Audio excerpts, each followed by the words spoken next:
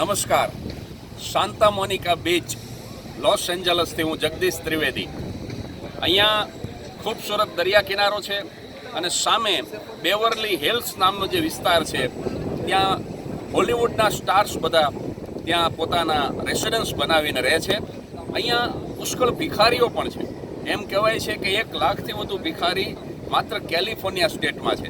એટલે અહીંયા દોલત પણ છે અને અહીંયા દર્દ પણ છે.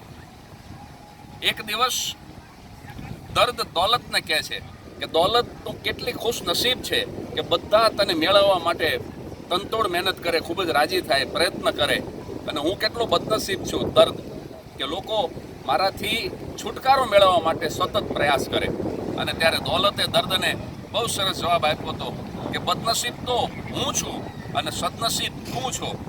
દર્દ બોલ્યો કેમ?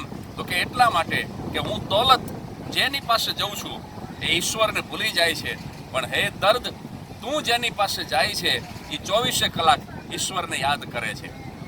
મિત્રો, મુઠ્ઠીમાંથી સરકતી રેતીની જેમ સમય પસાર થઈ રહ્યો છે.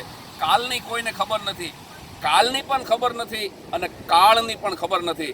માટે જગદીશ ત્રિવેદી, પ્રવીણ પટેલ અને મૌલિક ત્રિવેદી સાથે સાંતા મોનિકા બીચથી એટલો જ મેસેજ આપવા માગે છે કે હસતા રહેજો. Thank you very much.